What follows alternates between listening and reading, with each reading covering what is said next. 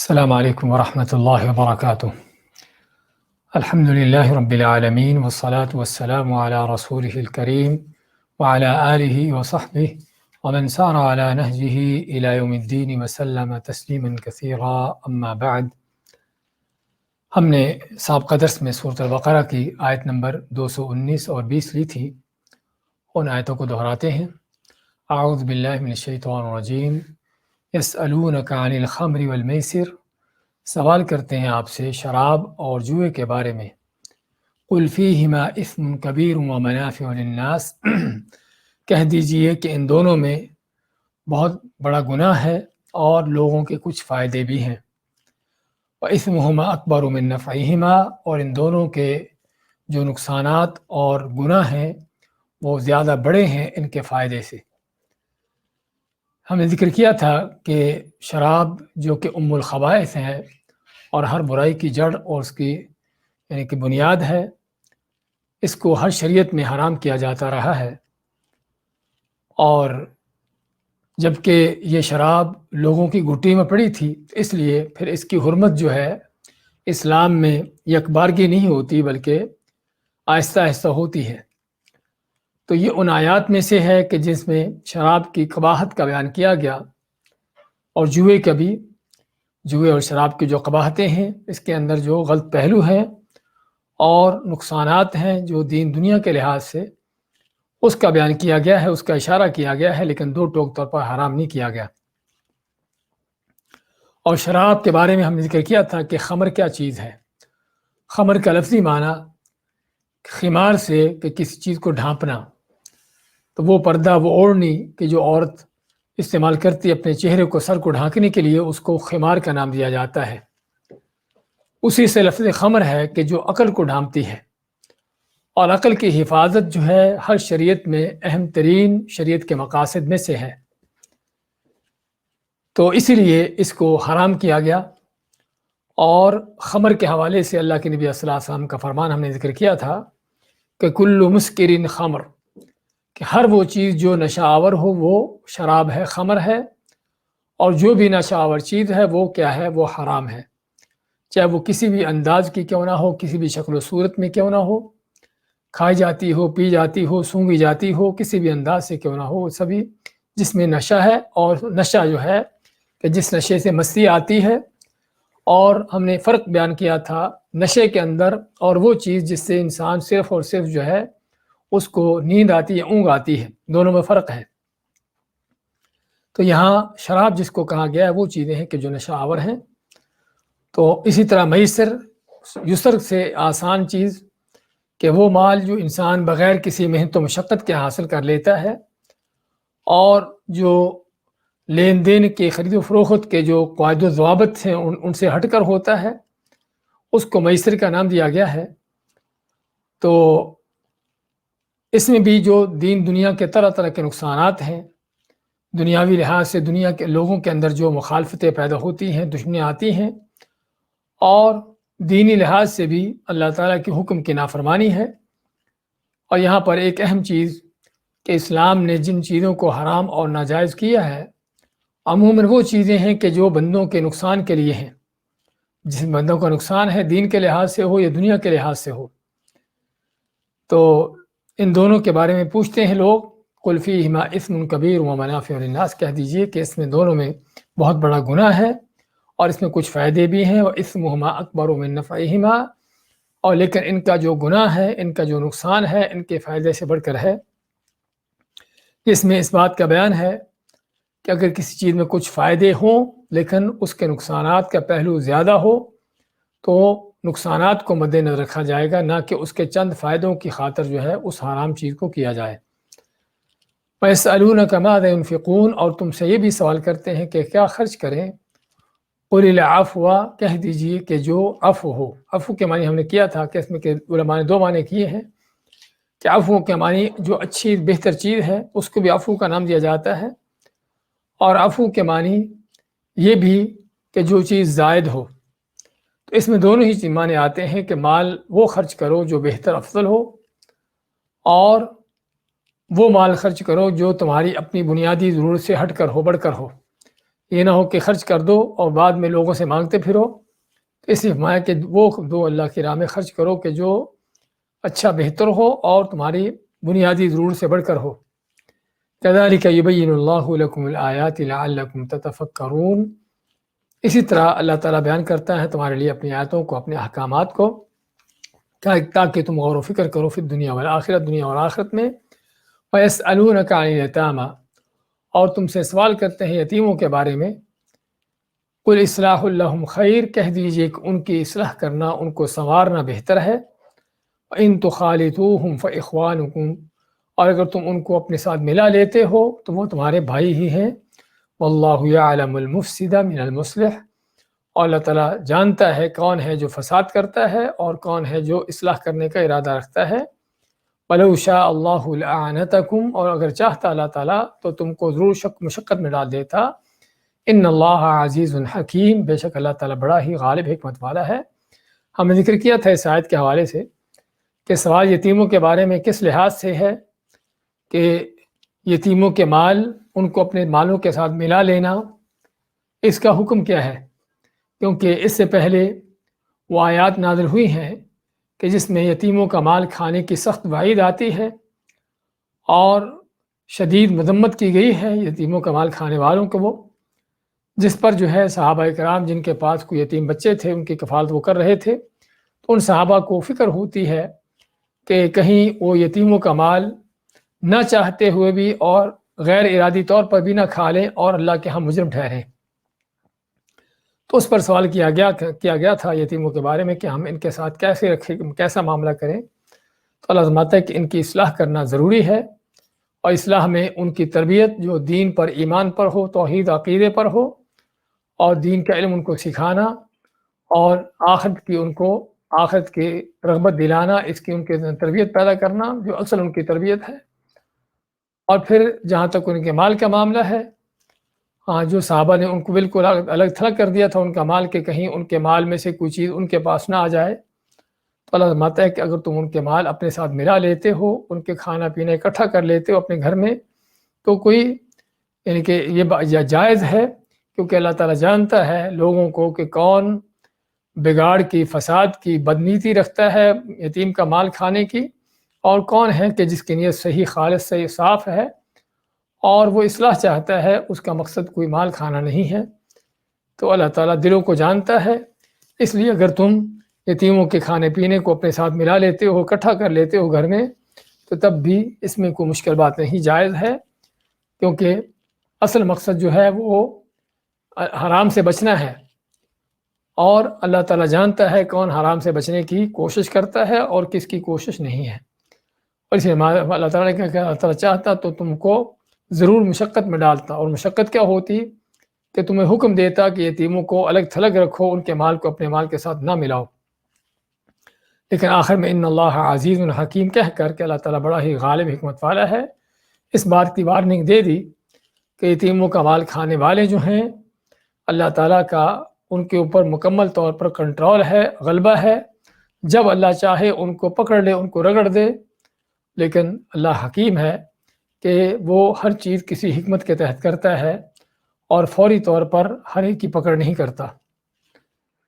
یہ تھی ہمارے صاحب کا درس کی آیتیں، اس کے بعد اگلی آیت لیتے ہیں۔ اعوذ باللہ من الشیطان الرجیم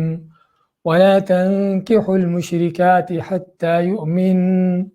ولأمة مؤمنة خير من مشركة ولو أعجبتكم ولا تنكحوا المشركين حتى يؤمنوا ولعبد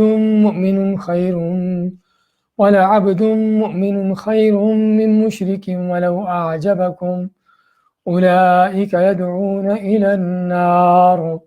والله يدعو إلى الجنة والمغفرة بإذنه ويبين آياته للناس لعلهم يتذكرون۔ ولا تنكحوا المشركات، اور نہ تم نکاح کرو مشرکہ عورتوں سے، حتی یؤمنن، یہاں تک کہ وہ ایمان لے آئے، وَلَأَمَةٌ مُؤْمِنَةٌ، اور یقیناً اما کے معنی لونڈی، مؤمنۃ جو مومن لونڈی ہے، خیرن بہتر ہے من مشرکتن مشرکہ آزاد عورت سے، ولو اعجبتکم اگرچہ وہ مشرکہ عورت تم کو اچھی لگے، ولا تنکحوا المشرکین اور نہ نکاح میں دو مشرکین کے اپنی عورتوں کو، اپنی ماتحت عورتوں کو نہ نکاح میں دو مشرک مردوں کے، حتی یؤمنوا یہاں تک کہ وہ ایمان لے آئیں، ولا عبد مؤمن اور یقیناً عبد کے معنی غلام، مومن غلام جو ہے، خیر بہتر ہے من مشرکن مشرک مرد سے، مشرک آزاد مرد سے، ولو اعجبکم اگرچہ وہ مشرک آزاد مرد تم کو اچھا لگے، اولئک یدعون الی النار کیوں کہ وہ لوگ، یہ مشرک لوگ جو ہیں، مرد ہوں یا عورتیں ہوں، یہ تم کو دعوت دیتے ہیں، تم کو بلاتے ہیں جہنم کی طرف، آگ کی طرف، واللہ اور جب کہ اللہ تعالیٰ یدعو الی الجنت والمغفرۃ باذنہ اپنے حکم سے تم کو جنت اور بخشش مغفرت کی دعوت دیتا ہے، ویبین آیاتہ للناس اور بیان کرتا ہے اپنی آیتوں کو، اپنے احکام کو لوگوں کے لیے کھول کھول کر بیان کرتا ہے، لعلہم یتذکرون تاکہ لوگ جو ہیں اس سے نصیحت حاصل کریں۔ سورہ بقرہ کی آیت نمبر 221 کی تلاوت اور ترجمہ پیش کیا گیا ہے۔ فرماتا اللہ تعالیٰ وَلَا تَنْكِحُوا الْمُشْرِكَاتِ حَتَّى يُؤْمِنَّ، اس آیت سے لے کر اگلی آیات جو آ رہی ہیں، دوسرے پارے کے آخر سے تھوڑا پہلے تک، یہ آیات جو ہیں نکاح کے بارے میں اور اس کے بعد طلاق کے احکامات کے بارے میں نازل ہوتی ہیں، اور یہ قرآن کریم کا وہ حصہ ہے کہ جہاں پر نکاح و طلاق کے احکام کو تفصیلاً بیان کیا گیا ہے، اور تفصیلاً بیان کرنے کے ساتھ ساتھ بڑی ترتیب سے ان کو ذکر کیا گیا ہے۔ تو چنانچہ یہ آیت ہم نے پڑھی ہے، اس میں نکاح کے حوالے سے جو سب سے پہلا قدم ہوتا ہے وہ کیا ہے کہ شریک حیات کا وہ اختیار کرنا، شریک حیات کا چناؤ کرنا، اس کی تلاش کرنا۔ تو اللہ تعالیٰ اس آیت میں اس کا بیان کرتا ہے کہ شریک حیات کیسا ہونا چاہیے۔ ہاں، اس میں جو معیار ہے وہ کیا ہے؟ نہ اس میں معیار مال و دولت رکھا ہے، نہ اس کا معیار جو ہے حسب و نسب رکھا ہے، نہ اس کا معیار جو ہے وہ خوبصورتی، حسن و جمال رکھا ہے۔ اگر اس کا معیار ہے تو معیار کیا رکھا ہے؟ وہ ایمان رکھا ہے کہ حتیٰ کہ رشتے ناتوں میں بھی، ازدواجی تعلقات کے حوالے سے بھی اور شریک حیات کی تلاش میں بھی جو چیز مد نظر ہو وہ کیا ہو؟ وہ ایمان ہو، دین ہو، اخلاق ہو۔ رسول کریم صلی اللہ علیہ وسلم کا فرمان ہے تنکح المرأة لأربع، کہ چار وہ چیزیں ہیں کہ جن کو لوگ مد نظر رکھتے ہیں نکاح کرتے ہوئے، کسی عورت سے نکاح کرتے ہوئے چار چیزوں کو دیکھتے ہیں، اس کے خاندان کو دیکھتے ہیں کہ کس حسب و نسب کی ہے، اس کے حسن و جمال کو دیکھتے ہیں کہ کیا اس کی خوبصورتی ہے، اس کے مال و دولت کو دیکھتے ہیں، اور کیا ہے، کچھ لوگ ہیں جو دین و اخلاق کو دیکھتے ہیں۔ آپ ماتے ہیں فَاظْفَرْ بِذَاتِ الدِّین، تو تمہیں جو ہے کس چیز کو ترجیح دینی ہے؟ وہ دین کو ترجیح دینی ہے، جس چیز کا ترجیح اللہ نے اس آیت میں بیان کی ہے۔ اور وہ کس لیے؟ کیونکہ دین ہوگا، اخلاق ہوگا تو باقی چیزیں بھی خود بخود پوری ہو جائیں گی۔ خوبصورتی زیادہ نہ بھی ہو لیکن عظیم اخلاق، اچھا کردار جو ہے وہ بہت بڑی بدصورتیوں کو بھی چھپا دیتا ہے۔ حسب و نسب اونچا نہ بھی ہو، عظیم اخلاق و کردار اور دین جو ہے وہ انسان کو بہت اونچا کر دیتا ہے۔ مال و دولت میں آدمی تہی دامن فقیر بھی کیوں نہ ہو، عورت جو ہے فقیر خاندان بھی کیوں نہ ہو، لیکن اپنے اخلاق و کردار سے جو ہے وہ گھر کی مالکہ، اور یعنی کہ اس کو ہر طرح کی عزت و وقار مل جاتے ہیں۔ بات کر رہے تھے کہ یہ ہے وہ چیز کہ جو ہر چیز کو کور کر دیتی ہے، اس کو ڈھانپ دیتی ہے، اس کو چھپا دیتی ہے۔ اور اس کے مد مقابل حسب و نسب جب اونچا ہوتا ہے تو اتنا ہی پھر دماغ بھی چڑھا ہوتا ہے، اور جب مال زیادہ ہوتا ہے تو مال جو ہے وہ دماغ کو اور خراب کرتا ہے۔ حسن و جمال بھی یہی چیز کرتا ہے، اس کا بھی یہی کام ہے۔ وہ کسی پٹھان کو، ویسے تو بات صرف ایک یعنی کہنے کی حد تک، لیکن چونکہ کہی گئی ہے تو بازار میں جا رہا تھا تو اس کی بیوی جو خوبصورت تھی، ننگے منہ بھی ساتھ جا رہی تھی، کہ کسی نے اس کی بیوی کو دیکھ کر آب بھری، تو پٹھان کہنے لگا کہ یہ بدبخت جو ہے اوپر سے لوگوں کو جلاتی ہے اور اندر سے مجھ کو جلاتی ہے، یعنی اپنی خوبصورتی دکھا کر لوگوں کو فتنوں میں ڈال رہی ہے، اور اندر سے خامد جس کے ساتھ اصل اس کا تعلق ہونا چاہیے، اس کے ساتھ کیا بد اخلاقی ہے، کیا بد مزاجی ہے کہ خامد اندر سے جلا ہوا ہے۔ تو کہنے کا مقصد یہ ہے، حقیقت میں دنیا کے ان جو سٹیٹس ہیں ان کی حیثیت، خوبصورتی ہو، مال و دولت ہو، حسب و نسب ہو، اس کا نتیجہ یہ ہوتا ہے۔ اور یہ صرف کسی ایک آدمی کی بات نہیں، اکثر و بیشتر لوگوں کا یہی حال ہوتا ہے۔ اس لیے آپ مانتے ہیں کہ دین کو، اخلاق کو مد نظر رکھو، اور دین کا معنی بھی یہاں پر سمجھنے کی ضرورت ہے، کیونکہ بہت سے لوگوں کو اس بات کا اعتراض ہوتا ہے کہ ہم تو رشتہ ناطہ کرتے ہوئے ہم نے دین کو دیکھا تھا، لیکن بعد میں ایسے پتہ چلا اور اس طرح کے لوگ نکلے۔ حقیقت میں دین کا مفہوم سمجھنے کی ضرورت ہے کہ دین کا مفہوم کیا ہے۔ صرف کسی کا نماز پڑھ لینا، رمضان آتا ہے اس کا روزہ رکھ لینا، اگر عورت ہے تو صرف اس کا پردے کی، حجاب کی پابندی کر لینا، دین صرف اسی میں نہیں سمٹ گیا۔ دین جو ہے حقیقت میں پورا ضابطہ حیات ہے،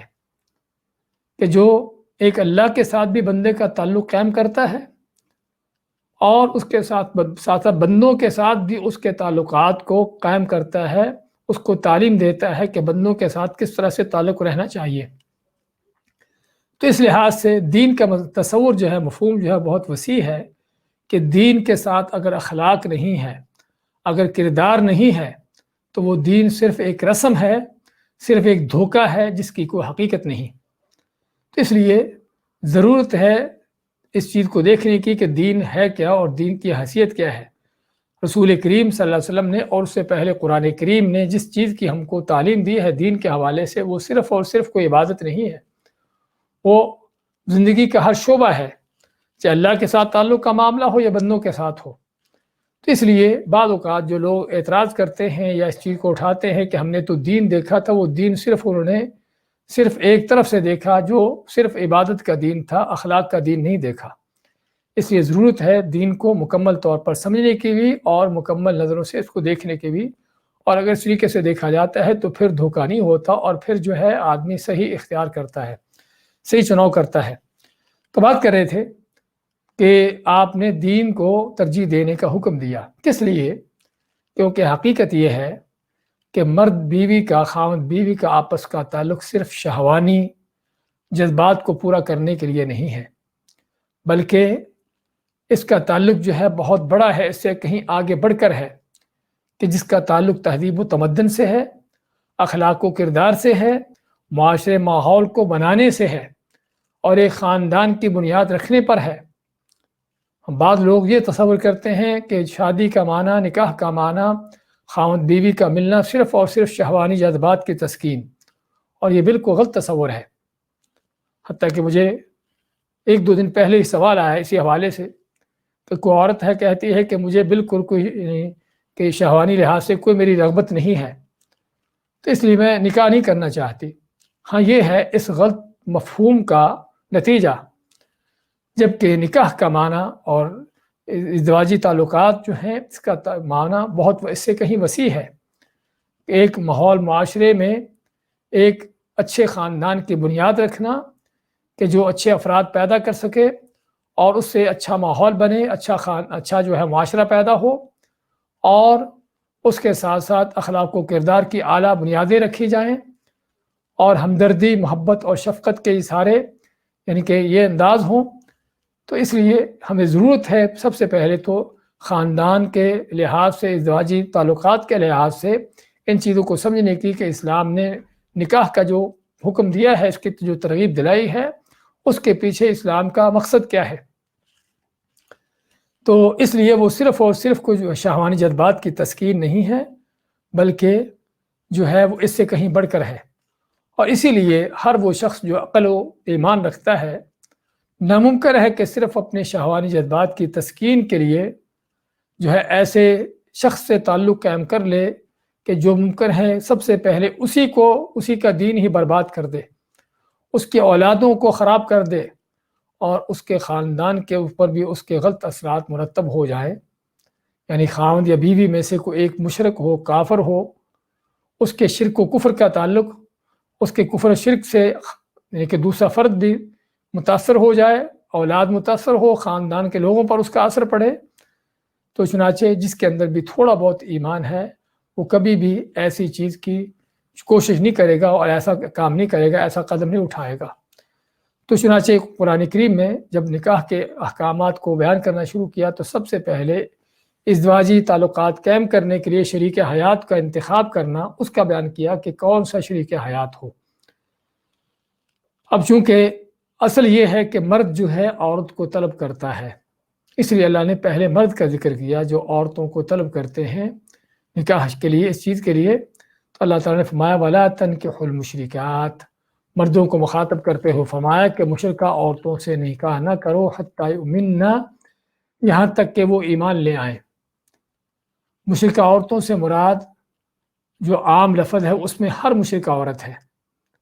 چاہے کسی طرح کا بھی کافر مشرک کیوں نہ ہو، کسی طرح کے بھی کافر مشرکہ عورت کیوں نہ ہو، ہندو ہو، سکھ ہو، کمیونسٹ ہو، بدھ مت ہو اور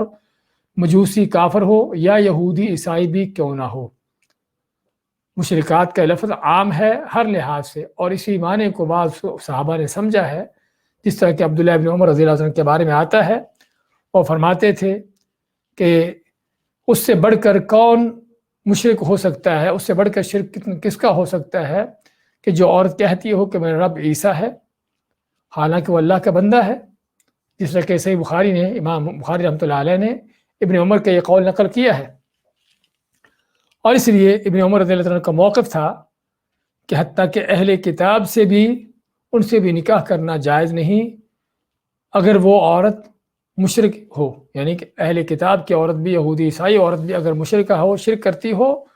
ان سے بھی نکاح کرنا جائز نہیں۔ ہاں اگر وہ شرک نہ کرتی ہو تو پھر نکاح کر سکتے ہیں، لیکن جو صحیح ہے وہ یہ ہے، جس طرح کہ سورۃ المائدہ کی آیت ہم پڑھیں گے کہ اللہ تعالیٰ نے وہاں پر ذکر کیا اس بات کا، والمحصنات من الذین اوتوا الکتاب من قبلکم، سورۃ المائدہ کی آیت نمبر 5 میں اللہ فرماتا ہے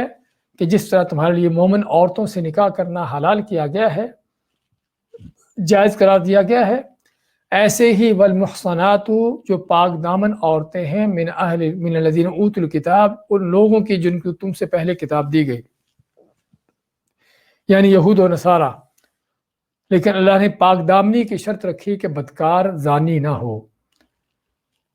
اسی یہی پاک دامنی کی شرط جو ہے مومن عورتوں کے اندر بھی ہے، اور یہی پاک دامنی کی شرط جو ہے مشرکہ یا بلکہ اہل کتاب کی عورتوں کے اندر بھی ہے۔ تو اس سے پتہ چلا کہ المشرکات سے مراد یہاں پر عام نہیں ہے، بلکہ اس سے مراد وہ مشرکات ہیں کہ جو یہود و نصارہ کے علاوہ ہوں۔ اگرچہ اسلام نے اجازت دی ہے یہودی عیسائی کی عورتوں سے نکاح کرنے کی، لیکن اس کو پھر بھی اچھا نہیں سمجھا، جس طرح کہ صحابہ کرام کا اس سے ہمیں موقع ملتا ہے اچھا سمجھنے کی، وہی وجہ کہ کیونکہ اگر یہودی یا عیسائی عورت ہے، کافر ہے، مشرک ہے، اور اصل یہ ہے کہ یہودی عیسائی بھی مشرک ہیں، کوئی یہ نہ کہے کہ وہ مشرک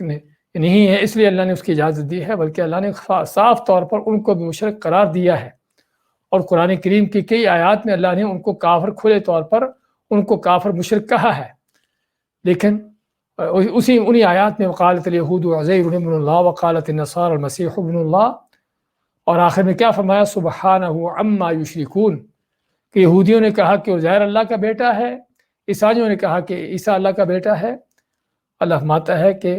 اللہ تعالیٰ ان کے اس شرک سے بالا تر ہے، تو اس کا مطلب ہے کہ اللہ تعالیٰ خود ہی ان کو مشرک قرار دے رہا ہے،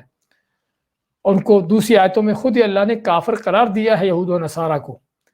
لیکن اس کے باوجود اللہ تعالیٰ نے ہم کو چند مخصوص احکام میں عام بت پرست مشرکوں سے ان سے ہٹ کر ان کے احکامات دیے ہیں، اور میں اس لیے کہا کہ چند مخصوص احکام میں، اور ان حکموں میں سے ایک حکم جو ہے وہ مسلمان کو اجازت دی کہ کسی اہل کتاب یہودی عیسائی عورت سے شادی نکاح کر لے۔ اس بات کی اجازت دی مسلمانوں کو کہ وہ یہودیوں عیسائیوں کا ذبح کیا ہوا جانور کھا لیں۔ ہمیں صرف ان دو چیزوں کے اندر خصوصی حکم ملتا ہے یہود و نصارہ اہل کتاب کے حوالے سے، ورنہ باقی احکام میں وہ بھی عام کافروں ہی کی طرح ہیں، ان کے لیے وہی حکم ہے کہ جو باقی مشرکوں کا ہے، اور وہ کافر بھی ہے مشرک بھی ہے، کوئی شک نہیں اس میں، اور نہ ہی شک ہونا چاہیے۔ لیکن صرف اللہ نے ان چیزوں میں ان کے لیے خاص طور پر حکم دیا۔ اس کی وجہ بعض علماء نے کیا بیان کی ہے؟ اس کی وجہ یہ بیان کی ہے کہ اگرچہ وہ کافر مشرک ہیں، لیکن پھر بھی چونکہ اللہ پر ایمان کا دعویٰ ہے ان کا، اگرچہ وہ شرک سے آلودہ ہے، آخرت پر ایمان کا ان کا دعویٰ ہے، اگرچہ سبھی نبیوں کو نہیں مانتے لیکن اکثر نبیوں کو ماننے کا دعویٰ ہے ان کا، تو اس لحاظ سے کئی ایک چیزیں ہیں کہ جو اہل کتاب کے یہود و نصارہ کے مسلمانوں کے ساتھ مشترک ہیں۔ لیکن اس کا معنی یہ نہیں کہ ہم ان کو کہیں کہ وہ ہدایت یافتہ ہیں، وہ صحیح ہیں، وہ ایمان پر ہیں، وہ کافر ہیں۔ اللہ نے دو ٹوک طور پر کافر ان کو کہا ہے، مشرک ان کو کہا ہے، ان کو کافر ہی سمجھنا چاہیے۔ لیکن اگر ان کے لیے خاص طور پر کچھ احکامات الگ سے دیے ہیں تو صرف اس وجہ سے دیے ہیں کہ کچھ وہ چیزیں ہیں، کچھ وہ قدریں ہیں جو ان کی اور مسلمانوں کے مشترک ہیں، اس سے بڑھ کر نہیں۔ اور اس لیے ہم باقی چیزوں کو اس پر قیاس نہیں کریں گے کہ اللہ نے اگر ان کی عورتوں سے نکاح کرنے کی اجازت دی ہے، اگر ان کا ذبح کیا جانور کھانے کی اجازت دی ہے، تو اس کا مطلب ہم باقی بھی کام کرتے چلے جائیں۔ ہاں، اس کی اجازت نہیں ہے۔ اللہ نے جس حد تک اجازت دی ہے صرف اسی حد تک وہ کام کرنا جائز ہوگا، اس سے بڑھ کر نہیں۔ اور عموماً جو ہے حرام چیزوں کا قاعدہ کلیہ ہی یہ ہے کہ جو اصل چیز حرام ہو، اگر اس میں کسی چیز کی اجازت دی جاتی ہے، اس کی اجازت صرف اسی حد تک محدود ہوتی ہے جتنی دی گئی ہے، اس سے بڑھ کر نہیں، اس میں کوئی قیاس سرانجہ نہیں ہوتی۔ تو خیر بات کر رہے تھے کہ یہ وجہ ہے اہل کتاب کو خصوصاً ان کے بارے میں جو ان کی عورتوں سے نکاح کرنے کا حکم اجازت دی گئی باقی کافروں کو چھوڑ کر۔ تو لمحات ولا تنکحوا المشرکات، اور نہ نکاح کرو تو مشرکہ عورتوں سے حتی یؤمنن، یہاں تک کہ وہ ایمان لے آئیں۔ جی ہاں، بات کر رہے تھے کہ جو کلمہ گو مشرک ہیں، بڑے شرک کا ارتکاب کرتے ہیں، اللہ سے ہٹ کر اوروں کو پکارتے ہیں، اپنے مشکل کو حاجت روا مانتے ہیں، اور اللہ کی صفات بندوں کو دیتے ہیں کہ وہ بھی عالم غیب ہے، وہ بھی غیب کی باتیں جانتا ہے، وہ بھی مستقبل کی باتیں بتا دیتا ہے، وہ بھی مشکلیں دور کر دیتا ہے، حاجتیں پوری کر دیتا ہے،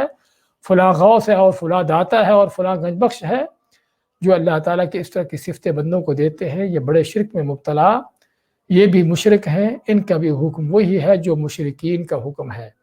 جو کسی ہندو سکھ کا حکم ہے، اور ان لوگوں کو یہودیوں عیسائیوں پر قیاس کرنا بھی جائز نہیں ہے۔ اگرچہ بعض علماء نے ان کو یہودیوں عیسائیوں پر قیاس کیا ہے، ان کا حکم وہی دیا ہے جو یہودیوں عیسائیوں کا حکم ہے، لیکن یہ چیز صحیح نہیں۔ کیوں صحیح نہیں؟ کہ اللہ نے باقی سارے مشرکوں سے ہٹ کر صرف یہود و نصارہ کی ہم کو اجازت دی ہے، اور ہم نے ابھی قاعدہ کلیہ ذکر کیا ہے حرام کے حوالے سے کہ اگر اصل کوئی چیز حرام ہوتی ہے تو اس حرام شدہ چیز میں جہاں تک جس حد تک اجازت ملتی ہے صرف اسی اجازت کو لیا جائے گا، اس پر کوئی قیاس سرانجہ نہیں کی جائیں گی۔ تو چنانچہ وہ لوگ جو بڑے شرک میں مبتلا ہیں، اللہ سے ہٹ کر اوروں کی عبادت پوجا کرتے ہیں، وہ جو ہے اگرچہ کلمے پڑھنے والے مسلمان بھی کیوں نہ ہو، ان کا بھی حکم جو ہے مشرکوں کا ہے، چاہے وہ مرد ہو یا عورت ہو۔ تو اس لیے مشرکات کا لفظ ان عورتوں پر بھی شامل ہے کہ جو کلمہ پڑھنے کے باوجود بڑے شرک میں مبتلا ہے، ان سے بھی کسی مسلمان مرد کا نکاح کرنا جائز نہیں ہے، بلکہ اگر نکاح ہو چکا ہو اور شادی ہو چکی ہو، بچے بھی پیدا ہو چکے ہوں، پھر بھی کوئی عورت اللہ کے سوا اوروں کو پکارتی ہے، ان کے لیے نذر و نیازیں دیتی ہے، ان کے لیے ذبح کرتی ہے، ان کو مشکل کشا حاجت روا اس طرح کا عقیدہ اس کے اندر آ جاتا ہے، اس کو سمجھایا بتایا جائے گا، اگر وہ باز نہیں آتی تو دونوں کا نکاح ختم ہوگا اور الگ کیے جائیں گے۔ کس لیے کہ اللہ نے اجازت نہیں دی کسی مسلمان کو کسی مشرکہ عورت سے نکاح کرنے کی، جب تک وہ ایمان نہ لے آئیں، جب تک وہ توحید کو نہ اپنا لیں۔ وَلَأَمَةٌ مُؤْمِنَةٌ خَيْرٌ مِّن مُشْرِكَةٍ وَلَوْ أَعْجَبَتْكُمْ۔ اس کے بعد اللہ تعالیٰ کہ یقیناً، لام جو لگا ہے تاکید کے لیے، کہ یقیناً ضرور امۃ مؤمنۃ، جو مومن لونڈی ہے، آزاد نہیں ہے، اس کا کوئی حسب و نسب نہیں ہے، اس کا کوئی خاندانی لحاظ سے عزت وقار نہیں ہے، ایک گری ہوئی معاشرے کی ایک یعنی کہ شخصیت ہے، لیکن اللہ تعالیٰ فرماتا ہے کہ یہ آزاد، یہ مشرک مومن لونڈی جو ہے اس مشرکہ آزاد عورت سے بہتر ہے۔ وَلَوْ أَعْجَبَتْكُمْ، اگرچہ وہ تم کو مشرکہ آزاد عورت اچھی لگے، تم دیکھو کہ حسب و نسب والی ہے، خوبصورتی جمال کے لحاظ سے تم کو اچھی لگے، تو مومنہ لونڈی اگرچہ وہ کتنی بھی بدصورت کیوں نہ ہو، کیسی بھی کیوں نہ ہو، اس کا مرتبہ مقام، اس کی حیثیت جو ہے وہ مشرکہ آزاد عورت سے بہتر ہے، اگرچہ وہ مشرکہ آزاد عورت دنیا کی بادشاہ بھی کیوں نہ بن جائے۔ یہ وہ معیار ہے کہ جس کو ہمیں جاننا چاہیے، اپنے دل دماغ میں اس کو سمانا چاہیے کہ اللہ نے ایک مومن کو کیا مقام دیا ہے اور ایک مشرک کو کس طریقے سے اس کو گرایا ہے، اس کو ذلیل کیا ہے۔ تو اللہ تعالیٰ نے جس کو جو مقام دیا ہے، ہمیں لوگوں کو وہی مقام دینا چاہیے۔ اس کے بعد ما ولا تنکحوا المشرکین، پہلے تھا ولا تنکحوا، نہ تم خود نکاح کرو مشرکہ عورتوں سے، یہاں پر کیا ولا تنکحوا، نہ تم نکاح میں دو، یہاں پر صیغہ بدل گیا، کس لیے کہ یہاں پر مرد خود نہیں نکاح کر رہا بلکہ نکاح میں دے رہا ہے، کس کو؟ اپنی بیٹی کو، بہن کو، جو بھی اس کے انڈر ہے، جس کی اس کے اوپر سرپرستی ہے، تو جس کا وہ ولی ہے، جس کا سرپرست ہے، اس عورت کو نکاح میں دے رہا ہے، کسی سے اس کا نکاح کر رہا ہے، اس لیے فرمایا تنکحوا کہ نہ تم نکاح میں دو اپنی عورتوں کو، اپنے ماتحت عورتوں کو، کن کے نکاح میں نہ دو؟ المشرکین، مشرک مردوں سے، حتی یؤمنوا، یہاں تک کہ وہ مشرک مرد جو ہے ایمان لے آئیں۔ یہاں پر ہر طرح کا مشرک، پہلے تو تھوڑا استثناء ہوا تھا اہل کتاب کا، لیکن یہاں پر کوئی استثناء نہیں ہے، یہاں پر تمام مشرک، وہ کوئی ہندو سکھ ہو، کوئی یہودی عیسائی ہو، کوئی کلمہ گو مشرک ہو، تمام مشرکوں کے لیے اللہ تعالیٰ ان کے حوالے سے ماتا ہے کہ وہ کسی مشرک کے ساتھ اپنی ماتحت عورت کا نکاح نہ کرو۔ اللہ نے اس کی اجازت کلی طور پر نہیں دی، حتی یؤمنوا، یہاں تک کہ وہ ایمان لے آئیں۔ اور یہ فرق ہے اللہ تعالیٰ کے احکام میں اور ایک مومن کے اندر، کہ اللہ نے جہاں تک اجازت دی ہے اس کی اجازت کو لیتا ہے، اور جہاں منع کر دیا ہے وہاں رک جاتا ہے۔ اہل کتاب کی عورتوں سے نکاح کی اجازت دی، اس کو مان لیا، لیکن جہاں مردوں کی بات آئی تو کسی مرد کے لیے جو ہے مومن عورت کو اس کے نکاح میں دینے کی اجازت نہیں دی۔ کس لیے؟ اور اسی پر قرآن کا فیصلہ ہے، اسی پر حدیث کا فیصلہ ہے، اور اسی پر امت کا اجماع ہے کہ کوئی مومن عورت جو ہے کسی مشرک مرد کی اس کے نکاح میں نہیں دی جا سکتی، اس کا نکاح اس مرد سے نہیں کیا جا سکتا، چاہے وہ مشرک مرد جو ہے دنیا کا بادشاہ بھی کیوں نہ ہو۔ کس لیے؟ فرق کیا ہے کہ مشرکہ عورت سے نکاح کی اجازت دے دی، لیکن مشرک مرد کے ساتھ کسی عورت کو، مسلمان عورت کو نکاح میں دینے کی اجازت نہیں دی۔ فرق یہ ہے کہ عام طور پر مرد کا غلبہ ہوتا ہے، اور مرد اپنے غلبے کی وجہ سے عورت پر جو ہے جس طرح کے دنیا کے معاملات میں اس پر کنٹرول ہوتا ہے، دینی لحاظ سے بھی، اخلاقی لحاظ سے بھی مرد کا عورت کے اوپر اثر ہوتا ہے، اس کا کنٹرول آتا ہے۔ تو اس لیے مرد جب مسلمان ہے تو اس کو اجازت دے دی کہ تم کسی یہودی عیسائی عورت سے نکاح کر سکتے ہو، کیونکہ وہ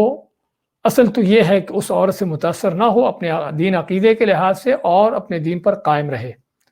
لیکن جب بات آئی عورت کی،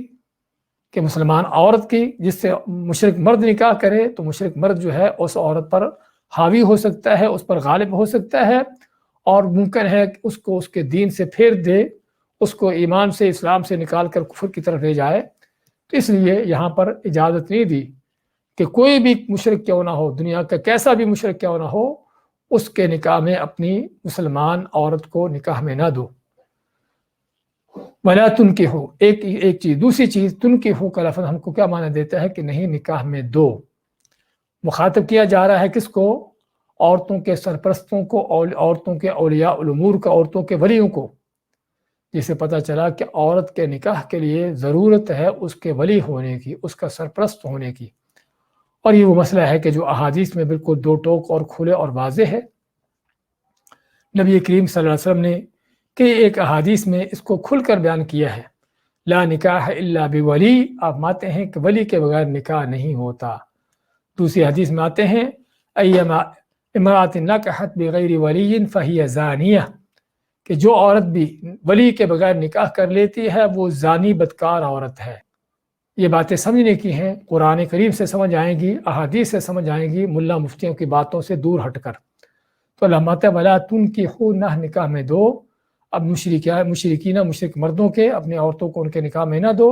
حتی یؤمنوا، یہاں تک کہ وہ ایمان لے آئے۔ وَلَعَبْدٌ مُؤْمِنٌ خَيْرٌ مِّن مُشْرِكٍ وَلَوْ أَعْجَبَكُمْ، ہاں تمہاری عورت سے، تمہاری بیٹی بہن سے اگر نکاح کرنے کے لیے کوئی غلام آ جائے، آزاد بھی نہ ہو، حبشی غلام بھی کیوں نہ ہو، تب بھی وہ آزاد مرد سے بہتر ہے، چاہے وہ آزاد مرد دنیا کا بادشاہ بھی کیوں نہ ہو، کتنا بھی تم کو اچھا کیوں نہ لگتا ہو، وَلَوْ أَعْجَبَكُمْ،